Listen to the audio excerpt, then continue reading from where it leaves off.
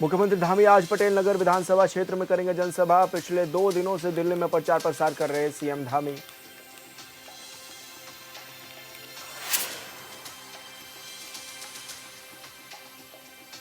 सभी पार्टियों को लेकर मतगणना का इंतजार। कांग्रेस ने कहा हमारी तैयारी पूरी। कांग्रेस ने एजेंट और कार्यकर्ताओं को दिए दिशा निर्देश। हरिद्वार में भीमगोड़ा बैरियर के पास 2 शातिर चोर गिरफ्तार। कारतूस, चांदी की मूर्तियां समेत चोरी का सामान बरामद। दिल्ली मेरठ में कई चोरियों की घटना को दे चुके अंजाम।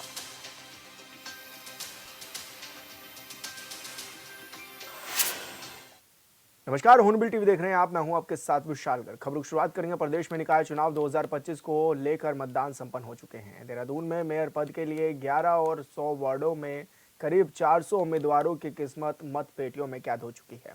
मतपेटियों को स्ट्रांग रूम में रखा जा चुका है। 25 जनवरी को मतगणना होगी, जिसकी तैयारियां पूरी हो चुकी हैं।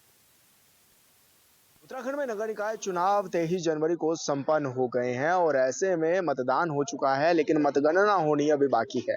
कल यानी कि 25 जनवरी को मतगणना होगी, जिसके लिए तमाम तैयारियां की जा रही हैं।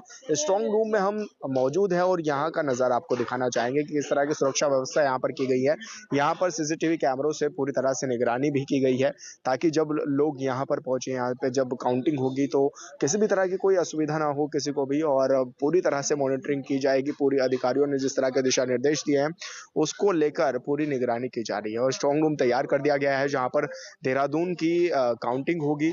हालांकि ये पता चल सकेगा कि किसके सर पर निकाय का ताज सजा है, तो उसको लेकर तमाम तैयारियां की गई हैं और पूरी तरह से कहा जा सकता है कि पूरी तैयारियां की जा रही हैं। पुलिस प्रशासन पूरी तरह से मुस्तैद रहेगा और उसी बीच काउंटिंग भी होगी। काउंटिंग के लिए जो है तमाम टीमें लगाई गई हैं, पुलिस बल तैनात किया गया है और अधिकारियों की अच्छी खासी टीम जो है वो तैनात की गई है, ताकि किसी भी तरह की कोई जन समस्याएं ना हो। साथ ही जनप्रतिनिधि भी, क्योंकि अक्सर ये देखा जाता है कि हो हल्ला कई बार हो जाता है, कई बार जो है आरोप लग जाते हैं, तो ऐसे में आरोपों की राजनीति ना हो उसके लिए तमाम व्यवस्था यहाँ पर की गई है। सीसीटीवी कैमरों से निगरानी रखी जाएगी और साथ ही तमाम पुलिस बल यहाँ पर तैनात किया जाएगा और कहा जा सकता है कि पूरी निगरानी में ये मतगणना होगी। हालांकि मतगणना के लिए कई राउंड्स होने हैं, जिसमें ये तय होगा कि आखिर किस तरह से कौन कौन किस पर भारी पड़ता हुआ नजर आ रहा है। पल पल का अपडेट्स वगैरह यहाँ पर सामने आते रहेंगे और निकाय चुनाव के लिए जो निर्वाचन आयोग ने गाइडलाइन जारी की है, जो जिम्मेदारी अधिकारियों को दी है, उसको बखूबी अधिकारी निभाएंगे। उसके लिए भी तमाम व्यवस्था की जा चुकी है और पूरी मुस्तैदी के साथ यहाँ पर काम जारी है। हॉर्नबिल टीवी के लिए देहरादून से विशाल गर्ग। निकाय चुनाव के लिए मतदान की प्रक्रिया गुरुवार को पूरी हो गई है। अब 25 जनवरी को मतगणना होगी, जिसको लेकर कांग्रेस प्रदेश प्रवक्ता शिषपाल बिष्ट का कहना है कि हमारी तैयारी पूरी है। हालांकि जिस तरीके से कल लिस्ट में कई नाम लोगों के नहीं थे, ऐसा लगता है कि बीजेपी ने नेताओं ने सरकारी मशीनरी का दुरुपयोग कर षड्यंत्र रचा है। लेकिन उसे सबक लेकर कल होने वाली मतगणना को लेकर कांग्रेस ने अपने एजेंट और कार्यकर्ताओं को दिशा निर्देश भी दिए हैं।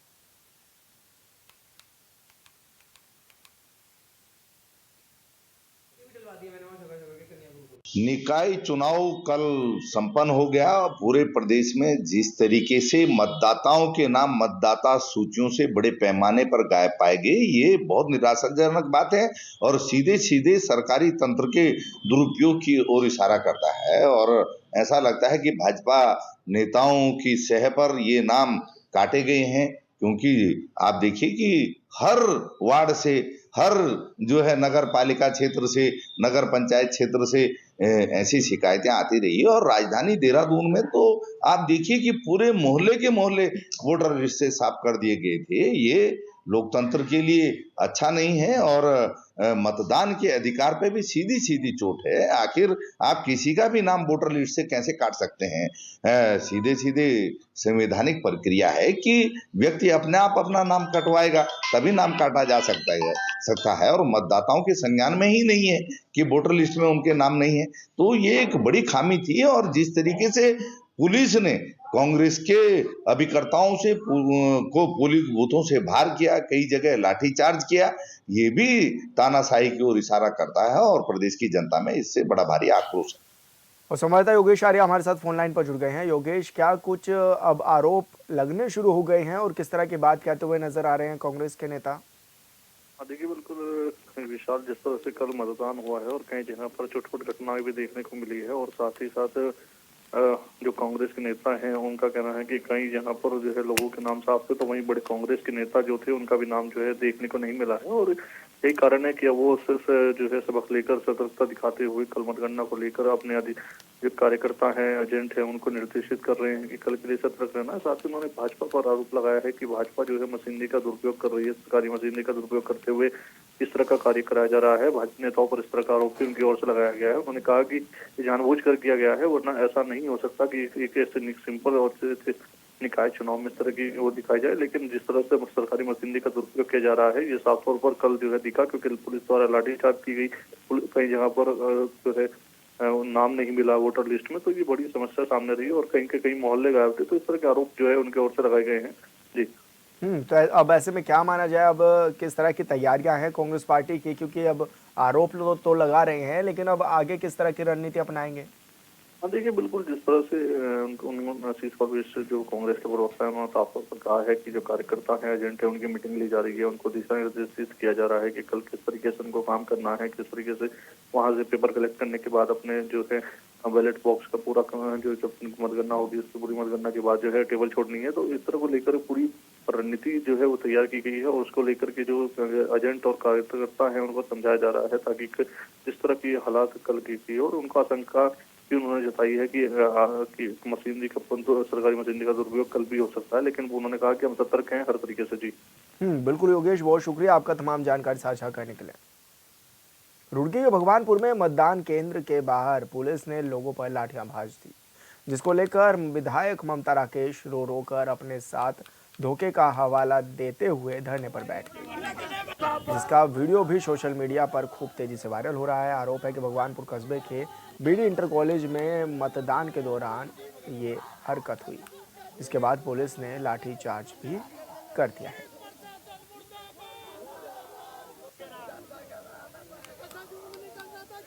तथाकथित घटना है, उसके बारे में मैं तो यहाँ पे मौजूद नहीं था, लेकिन जो बात सामने आ रही है कि पथराव हुआ और उसके बाद पुलिस को मजबूरन लाठीचार्ज करना पड़ा, तो ये घटना सामने आई थी। उसके बाद यहाँ पे कैंडिडेट और कांग्रेस के माननीय विधायक भी आए थे, उनका ये आरोप था कि पुलिस कैसे नहीं है।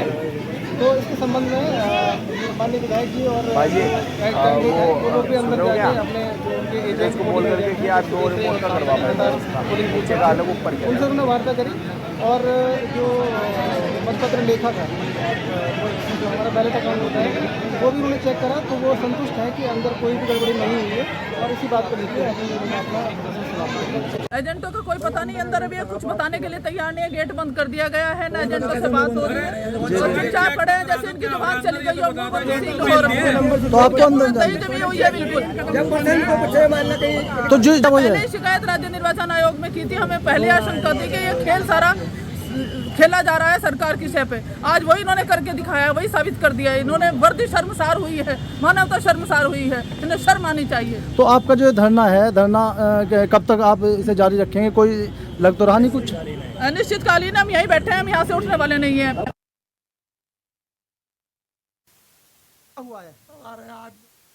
और संवाददाता मुरसलीन अलवी हमारे साथ फोन लाइन पर जुड़ गए हैं। मुरसलीन, क्या कुछ जानकारी मिल रही है, किस तरह से हंगामा होता हुआ नजर आ रहा है भगवानपुर में?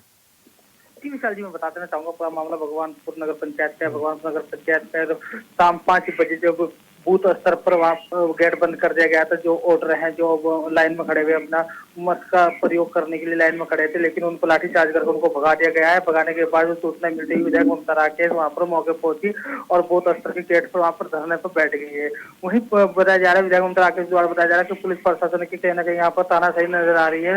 लगातार लाठीचार्ज करके जो वोटर है, वोटर को वहाँ पर भगाने का काम किया गया है। जी तो ऐसे में अब क्या अगला कदम होगा कांग्रेस का? किस तरह से अब आरोप भी लगा रही है, धरना प्रदर्शन किस तरह से जारी है? जी, विधायक ममता राकेश ने साफ तौर से आरोप लगाया पुलिस प्रशासन द्वारा, लेकिन एसडीएम भगवानपुर जितेंद्र कुमार वहाँ पर मौके पहुंचकर वहाँ पर काफी वार्ता करने के बाद वहाँ पर निकल के आया कि एसडीएम भगवानपुर ने साफ तौर से मीडिया से रूबरू होते बताया कि इस तरह जो आरोप है निराधार है, यहाँ पर कोई इस तरह का बूथ कैप्चर का मामला सामने नहीं आया है। लेकिन जो विधायक ममता राकेश उनका साफ तौर से आरोप है कि भारतीय जनता पार्टी के प्रत्याशी के पक्ष में भगवानपुर पुलिस ने लाठीचार्ज की और ऑटो को वहां पर भगाने का काम किया है। जी बिल्कुल मुरसलीन, बहुत शुक्रिया आपका तमाम जानकारी साझा करने के लिए।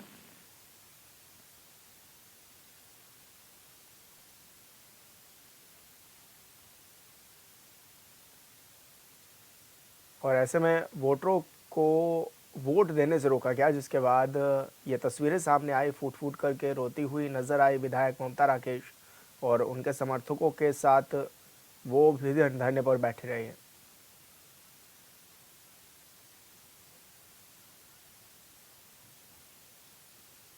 और लक्ष्मी अग्रवाल जी हमारे साथ जुड़ गई हैं, बीजेपी प्रवक्ता है। मैडम, बहुत स्वागत है आपका हॉर्नबिल टीवी पर।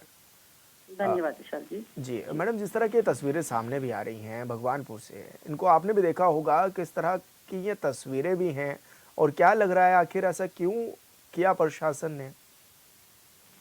देखिए विशाल जी, सबसे पहली बात तो ये कि पुलिस प्रशासन का जो काम होता है वो शांतिपूर्ण तरीके से मतदान कराने का होता है और मुझे लगता है कि वो इस अपनी ड्यूटी को बखूबी समझती भी है। जहां तक रही ममता राकेश जी की बात, तो मैं चाहे ममता राकेश जी की बात हो चाहे पूरे विपक्ष की बात आप कर लीजिए। आप देखिए कि कल सुबह हरीश रावत जी कह रहे थे, धरने पे बैठ रहे थे कि मेरा नाम मतदाता सूची से गायब है, जबकि उनके पूरे परिवार का नाम मतदाता सूची में शामिल था। अब आपका घर कहीं और है, ढूंढ कहीं और है और उसका ठीकरा आप जो है सत्ता पक्ष पे फोड़ रहे हैं, आप निर्वाचन विभाग पे फोड़ रहे हैं। तो ऐसा नहीं है, चीजों को बहुत समझने की जरूरत होती है। अगर वहां पे ऐसा हुआ है तो किन कारणों से हुआ है, वैसा तो मुझे नहीं लगता कि इस चीज का है। लेकिन जो विपक्ष है वो चाहता है कि किसी भी तरह से बस सत्ता पक्ष को किसी भी तरह हर चीज का ठीकरा वो सत्ता पक्ष पे फोड़ना चाहता है। तो इसी चीज को लेके, क्योंकि कोई भी प्रशासन या पुलिस वहां पे सुरक्षा मुहैया कराने के लिए, वहां पे शांतिपूर्ण तरीके से करने के लिए लगा होता है, ना कि लोगों से जोर जबरदस्ती या फिर लाठीचार्ज करने के लिए। तो ये सब कहते हैं कि एक जो विपक्ष एक प्रोपेगेंडा भी बना के रखता है इस चीज को कि यहाँ पे ये हुआ, यहाँ पे ये हुआ। लेकिन चुनाव बहुत शांतिपूर्ण तरीके से हुए हैं और विपक्ष का काम है आरोप लगाना। तो वो आरोप लगाने में किसी हद तक भी जा सकते हैं, आपने भी देखा है उनको। लेकिन ये तो ठीक है कि आरोप लगा रहे हैं, लेकिन इससे पहले भी लगाए हैं ये आरोप और उससे पहले भी देखा गया है कि वो पहले ये बोल रहे थे कि आपने नामांकन निरस्त करा दिया, अधिकारियों पर आप लोग दबाव बना रहे हैं। तो इस तरह के आरोप लगना, ये कितना आप इसको देखते भी हैं कि इस तरह के जो आरोप लग रहे हैं? मैंने आपसे कहा ना कि ये हर चीज के लिए एक अलग विभाग बना हुआ है। निर्वाचन के लिए निर्वाचन विभाग बना हुआ है, हर चीज के लिए एक अलग विभाग बना हुआ है। उसपे सरकार का ये नहीं कि आप दबाव बना रहे, आप कहने को तो आप कुछ भी कह लीजिए कि सरकार दबाव बना रही है, वो साबित नहीं होता ना। आरोप लगे हैं तो आरोप की पुष्टि होगी, उस चीज के लिए न्यायालय है, कोर्ट है, आप जाइए ना वहाँ पे कि ये आरोप सिद्ध कीजिए। आरोप तो तभी साबित होंगे ना जब उसको सिद्ध किया जाएगा। तो आप इनकी जांच कराने की बात कहेंगे आप, क्योंकि सरकार में तो आप ही की पार्टी है, तो क्या जांच होगी विपक्ष आरोप लगा रहा है, विपक्ष आरोप लगा रहा है तो वो जाए उस चीज को करे। तो क्या कहते हैं जो सत्ता पक्ष है, तो हम कभी नहीं कहा है। देखिए भारतीय जनता पार्टी का ये कभी नहीं रहा है कि वो गलत चीजों को लेके बढ़ावा दे, वो चाहे हमारी पार्टी को, चाहे अन्य पार्टी को, चाहे कोई भी व्यक्ति हो, हमारे लिए सब लोग बराबर हैं। तो जो दोषियों को उसके खिलाफ कार्रवाई नहीं है तो ये आरोपों की खुद ही विपक्ष निराधार बता देगा उस चीज को। जी बिल्कुल। लक्ष्मी जी, आप हमारे साथ जुड़ी, आपने अपनी बात रखी, बहुत शुक्रिया आपका। हरिद्वार के भीमगोड़ा बैरियर के पास चेकिंग अभियान के दौरान पुलिस ने 2 शातिर चोरों को गिरफ्तार किया है और उनके कब्जे से 2 अवैध तमंचे, कारतूस, चांदी की मूर्तियां समेत अन्य चोरी का सामान बरामद भी किया गया है। बता दें कि आरोपी दिल्ली और मेरठ में कई चोरी की घटनाओं को अंजाम दे चुके हैं।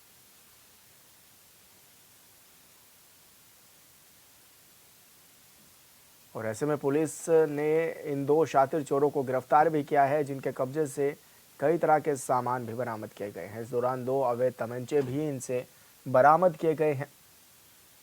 हालांकि कई चोरी की घटनाओं को ये आरोपी पहले भी अंजाम दे चुके हैं, जिस पर पुलिस ने अब कार्रवाई भी की है और पुलिस ने 2 चोरों को इस दौरान गिरफ्तार भी कर लिया है।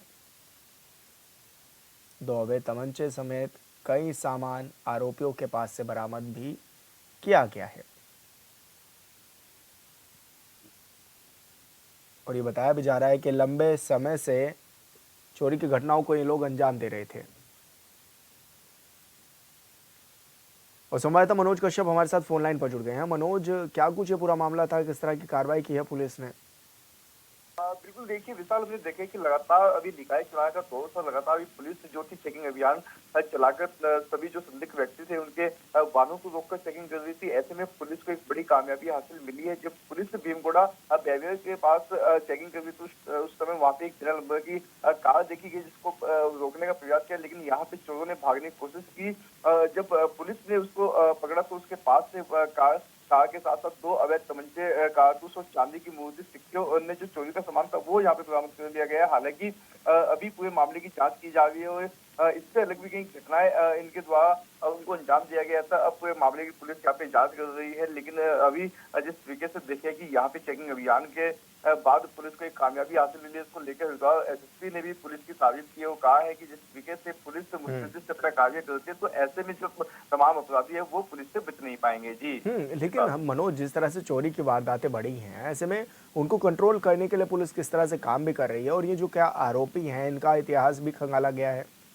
बिल्कुल देखिए विशाल, लगातार हम देखते हैं कि यहाँ पे हरिद्वार पुलिस समय समय पर चेकिंग अभियान चलाती है। जो खास तौर से बॉर्डर के स्थान होते हैं वहाँ पे भी चेकिंग अभियान चलाए जाते हैं। अभी बीते महीने पहले ही हरिद्वार के एसएसपी प्रदीप सिंह डोभाल ने यहाँ पे तमाम जो बॉर्डर थे और जो यहाँ पे चौक चौराहे थे वहाँ पे सीसीटीवी कैमरे लगाए गए थे। उनका तमाम जो कंट्रोल है वो सीसीआर टावर यानी कि पुलिस कंट्रोल रूम में रखा गया। यहाँ पे स्वयं हरिद्वार के एसएसपी के द्वारा इनकी निगरानी रखी जाती है और समय समय पर तमाम जो सीसीटीवी कैमरे है उनको भी जांचा जाता है कि यहाँ पे कोई संदिग्ध वाहन या फिर कोई ऐसा व्यक्ति तो नहीं छूट रहा है पुलिस की नजर से जो पुलिस से बचने की कोशिश कर रहे हैं। तो कहा जा सकता है कि जिस तरीके से यहाँ पे चोरी की घटना को रोकने के लिए, आपराधिक घटनाओं को रोकने के लिए यहाँ पे पुलिस काम कर रही है, उसको लेकर यहाँ पे जो हरिद्वार की जनता है वो भी काफी खुश दिखाई देती है क्योंकि यहाँ पे तमाम जो चौक चौराहे वो सीसीटीवी कैमरे से लैस कर दिए गए हैं। जी बिल्कुल मनोज, बहुत शुक्रिया आपका तमाम जानकारी साझा करने के लिए। खबरों में आगे बढ़ेंगे। देहरादून के मोकमपुर फ्लाईओवर के पास देर रात भीषण सड़क हादसा हो गया है। जानकारी के अनुसार कार में सवार 3 लोग नशे में थे और तेज रफ्तार से गाड़ी चला रहे थे। इस दौरान गाड़ी अनियंत्रित होकर डिवाइडर से टकरा गई जिससे कार पूरी तरह क्षतिग्रस्त हो गई। हादसे के तुरंत बाद स्थानीय लोगों ने मौके पर पहुंचकर पुलिस और एम्बुलेंस को सूचना दी और तीनों घायलों को गंभीर हालत में कैलाश अस्पताल में भर्ती भी कराया। फिलहाल पुलिस ने गाड़ी को कब्जे में लेकर आगे की कार्रवाई भी शुरू कर दी है और ऐसे में मामले की जांच में भी अब पुलिस जुट गई है और जिस तरह से ये घटना हुई है उसमें ये बताया भी जा रहा है कि इस कार में 3 लोग सवार थे और तीनों नशे की हालत में थे। ये भी बताया जा रहा है कि ज़्यादा मात्रा में शराब का सेवन किया हुआ था तीनों युवकों ने और ऐसे में जब गाड़ी कंट्रोल नहीं हुई तो वो डिवाइडर से जा टकराई और इस दौरान गाड़ी के परकच्चे भी पूरी तरह से उड़ गए और तीनों घायलों को पुलिस की टीम ने मौके से पहुंचकर के अस्पताल में भर्ती भी कराया है। और संवाददाता अरुण सैनी हमारे साथ फोन लाइन पर जुड़ गए हैं। अरुण, क्या कुछ जानकारी मिल रही है, किस तरह से ये बड़ा हादसा हुआ है? जी सर, देखिए देर रात मोकमपुर फ्लाईओवर के पास एक बिजली के खंभे से जो है कार वो टकरा गई डिवाइडर के पास, जिसमें कि जो है लोग सवार थे और 4 जो लोगों के जो है वो घायल उसमें हुए हैं, जिन्हें तुरंत पुलिस ने सूचना मिलते ही 108 के माध्यम से अस्पताल भी पहुंचाया गया और जहां पर जो है अस्पताल उन्हें पहुंचाने के बाद उन घायलों का जो है इलाज भी हो रहा है और ऐसे में कई लोगों को उसमें ज्यादा चोट भी आई है तो कुछ लोगों को जो है वो हल्की फुल्की चोटें भी आई है। तो ऐसे में सभी जो 4 घायल है उनका इलाज चल रहा है। हालांकि उसकी वजह क्या रही, किस वजह से पूरा हादसा हो, उसको लेकर जांच पुलिस प्रशासन जो है वो कर रहा है।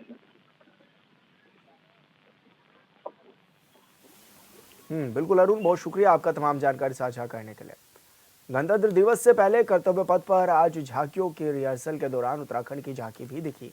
आपको बता दें कि इस साल कर्तव्य पथ पर 15 राज्यों की झांकियां दिखेंगी। उत्तराखंड की झांकी लगातार कर्तव्य पथ पर फिर इस साल निकाली जाएगी। इस बार उत्तराखंड की झांकी साहसिक पर्यटक और लोक रंग पर आधारित होगी। आप भी देखिए कि किस तरह उत्तराखंड की झांकी की रिहर्सल निकलेगी। सरुली सुम्याल की प्रेम गाथा झुमेलो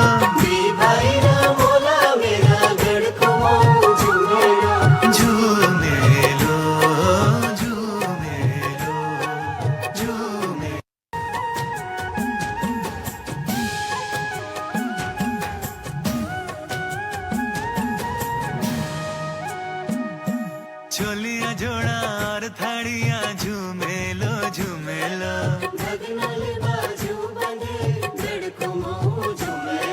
सरुली सुम्यल की प्रेम गाथा झूमे लो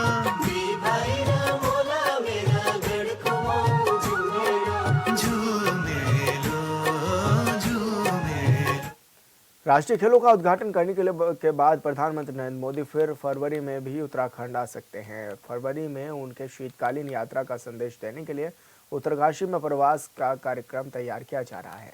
बता दें कि मुख्यमंत्री पुष्कर सिंह धामी दिल्ली प्रवास के दौरान पीएम मोदी से मिले थे और इस दौरान उन्होंने शीतकालीन यात्रा पर उनसे आने का अनुरोध भी किया था।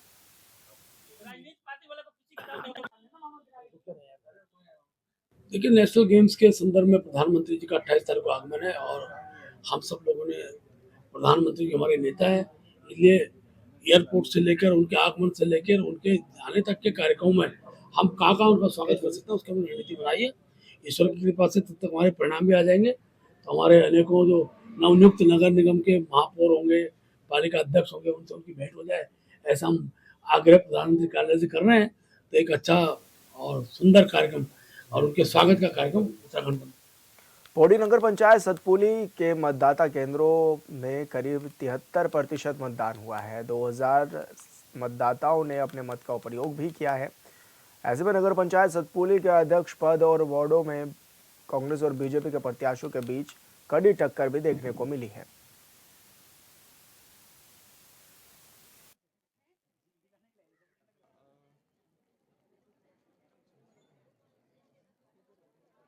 मैं ये चाहती हूँ कि सतपुली का विकास हो, बहुत अच्छे स्तर पर उसका विकास हो। विकास को देखते हुए ही मैंने अपना वोट दिया है और जो भी जीते मैं चाहती हूँ कि वो सतपुली का विकास करे।